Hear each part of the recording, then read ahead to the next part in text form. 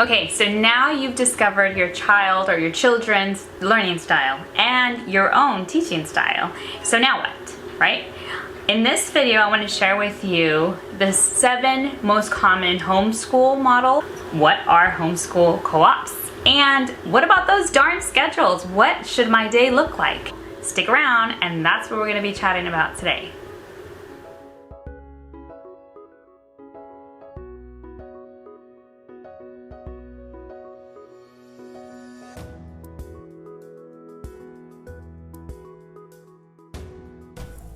The classical approach teaches students how to learn and how to think. Children learn in 3 different stages called the grammar stage, logic or dialectic stage, and the rhetoric stage, also known as the trivium. The Charlotte-Mason method is based on Charlotte's firm belief that the child is a person and we must educate that whole person, not just his mind.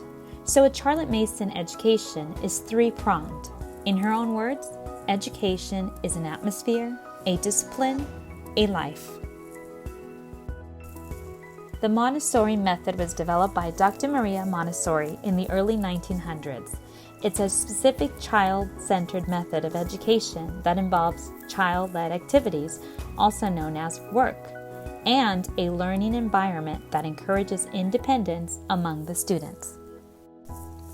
Unschooling is an informal learning that advocates learner-chosen activities as a primary means for learning. It encourages exploration of activities initiated by the children themselves, believing that the more personal learning is, the more meaningful, well understood, and therefore useful it is to the child. School-at-home education is typically organized around complete curriculum packages, often arranged by school year, and might even be the same curriculum your local public or private school uses. Unit studies are collections of learning activities tied to a theme. They are popular with many homeschooling families because they provide a hands-on approach to learning that incorporates subjects such as math, science, language arts, and the social sciences. Eclectic homeschooling is a highly individualized education method resulting from mixing and matching a variety of homeschooling resources. It is a personalized approach for every child based on their strengths, learning styles, and interests. So there you have it. These are the 7 homeschooling models. But remember, this is your family. You choose the path that's best for you. Okay, so now let's talk homeschool co-ops. What are these co-ops? I see them all over the internet. So basically what a homeschool co-op is, it's a community that is made up of homeschool families that are basically coming together to achieve a common goal. Now this could be academics, it could be social time, it could be arts and crafts, maybe extracurricular activities. It varies depending on community. I happen to be part of Classical Conversations and I absolutely love it. I love the community, the support, the encouragement, and I love that I don't have to teach everything to my kids. If that sounds something that is right up your alley, then I would encourage you to search maybe on Facebook or online and find some local groups and see what they offer, and maybe that's something that you want to participate in. Go and search and see what groups are something that's going to be suitable for your family and it's going to make your life easier.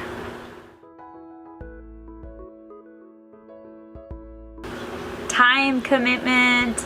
Let's talk schedules. Okay. So you're only one person, and there's just no way you, one person, can teach 8 subjects every single day. So how exactly do these schedules work? My personal motto is keep it simple. Not every schedule is gonna work right out the gate. I'll just tell you that. It is going to be a work in progress because you're just kind of seeing the dynamics of your family, you're seeing what's working for you, and you don't need to be married to the schedule. It should be flexible. That's the beauty of homeschooling. One of the things that I used to do is try to do all our together time or morning time in the morning. So anything we were doing together, we would do it in the morning. So for example, we could do history, science together, any reading or biography, anything we could do all together, which again, I call these subjects content subjects or content learning. Everything that I could do it together so that we can get it done in one shot, right? One mom with all my kids. And then I would focus on my younger one separate, because he's the one that's going to require more of my one-on-one time with him. So while I'm dedicating one-on-one time with him with doing language arts or math, then my older kids, who are a little bit more independent now, can go on with their assignments, anything that they can do on their own. So while I'm working with my one child, then they could be doing their piano, their math, anything else that they know that they could get it done themselves. On Monday, Wednesdays, and Fridays, I work, after our morning time, I work with my little one. And we do our one-on-one time, which is language arts and math. And Tuesdays and Thursdays I work with my older ones, and I'll give my little one math sheets or things that I know he's capable of doing on his own, and I can get to work on some other skill subject with my kids, like if they had questions with their math assignment, or if they need me to kind of sit down and go over it a little bit more with them. That's the time dedicated to them. If I'm doing writing with them or grammar with them or whatever it is that I'm working with them, that's the day that I sit down and have the one-on-one with them, which is Tuesdays and Thursdays. So that's kind of how my schedule kind of amalgamated into, and it's been working for us. And again, if you're not super confident teaching a subject, outsource. Maybe you have a tutor for your kid to teach them math. Maybe you have an online program for them to do for spelling. Or maybe you have a box subscription of science kits that come in the mail every once a week or once a month, and you can tackle that together. You don't have to do everything from scratch yourself. You can definitely outsource, because we can't do it all, and you don't have to do it all. So that would be a great way for you to get more done in your week.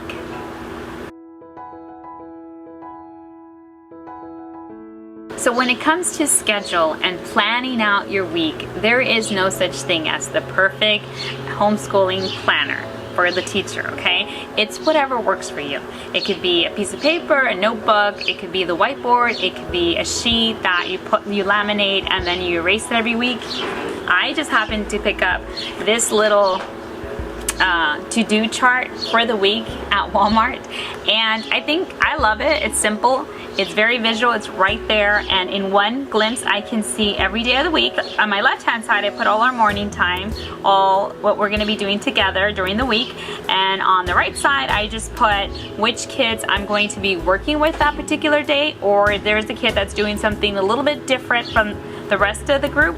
So that will help me just kind of stay afloat of what's going on during the week. And that doesn't mean I have to stick to it 100%, but it at least gives me a guide to what I want to strive for that week.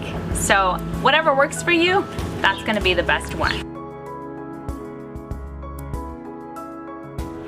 So now that we talked about schedules and planners, you're probably wondering, how long do I teach every day? How long per subject? How long per kid, right? And those are all valid questions.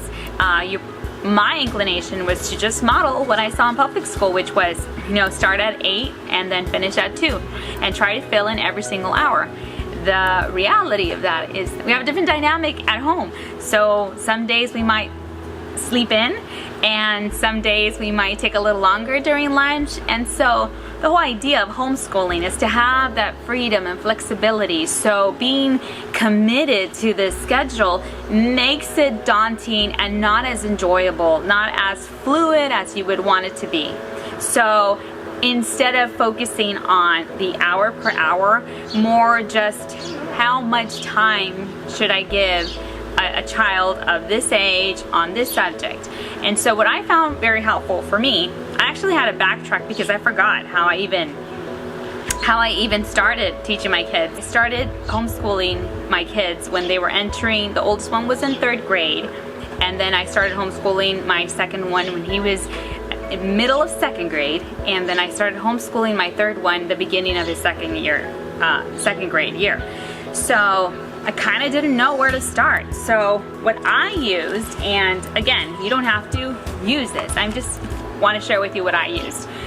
This is the Well-Trained Mind, and it looks like a Bible. And we do classical education, and so it might be a little different for you. What I loved about this book is that it really breaks it down per grade, per subject, and how much you should be teaching, what you should shoot for on each subject. So I want to just quickly show you what I mean by that.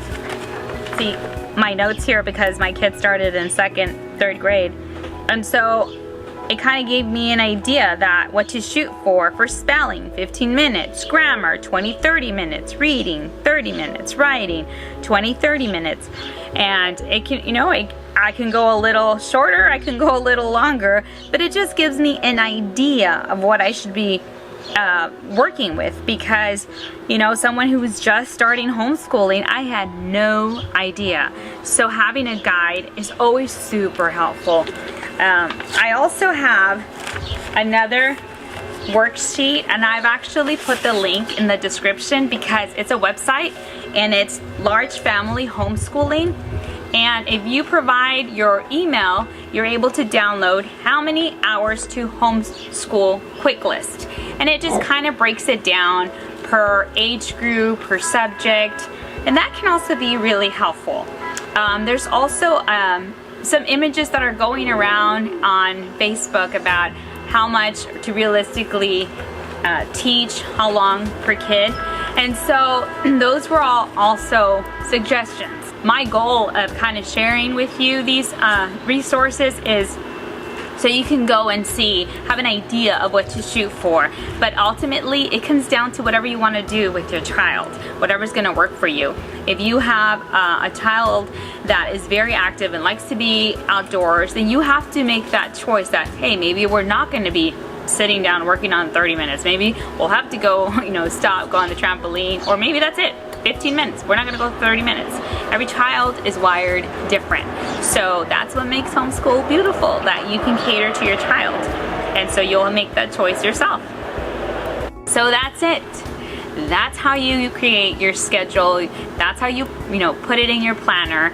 And that's how you figure out what to shoot for as far as how long are you teaching each subject for your kid. And when it comes down to it, always remember you're the teacher and your child is unique and you know him best. So whatever works for the both of you, that's probably going to be the best way to go.